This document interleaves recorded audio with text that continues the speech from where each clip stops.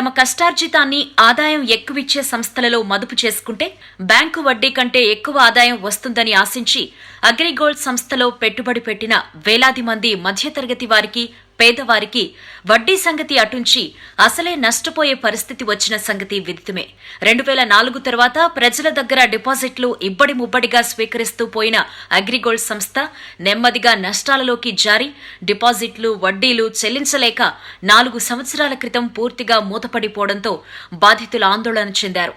అగ్రిగోల్డ్ సంస్థ బోర్డు ఈ వ్యవహారంలో సుమారు 20 లక్షల మంది నష్టపోయారు.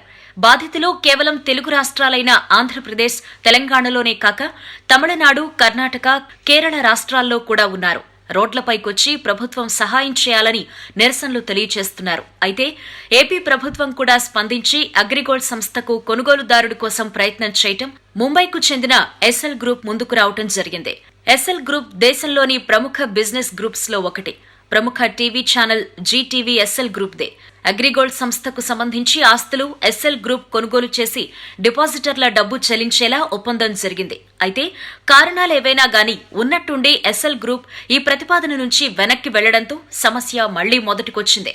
ఇప్పుడు అగ్రిగోల్డ్ బాధితులను ఆదుకోవడానికి ఏపీ ప్రభుత్వమే ముందుకొచ్చింది. అగ్రిగోల్డ్ సంస్థలలో 10,000 అంతకంటే తక్కువ మొత్తంలో డిపాజిట్ చేసిన వారికి ఆయా డిపాజిట్లు చెల్లించేందుకు ప్రభుత్వం 250 కోట్లను కేటాయిస్తూ ఉత్తర్వులు జారీ చేసింది.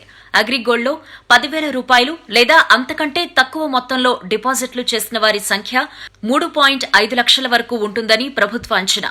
ప్రస్తుతం ఈ కేసు హైకోర్టు పరిధిలో ఉన్నందున వీరందరికీ హైకోర్టు పర్యవేక్షణలో జిల్లా స్థాయి కమిటీల ద్వారా చెల్లించాలి అని నిర్దేశించింది.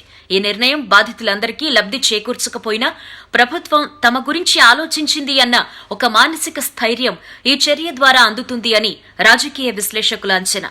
ఈ వీడియో మీకు నచ్చినట్టయితే లైక్ చేయండి, షేర్ చేయండి. మరిన్ని ఇంట్రెస్టింగ్ వీడియోస్ చూడడానికి మా ఛానల్ కు తప్పక సబ్స్క్రైబ్ అవ్వండి.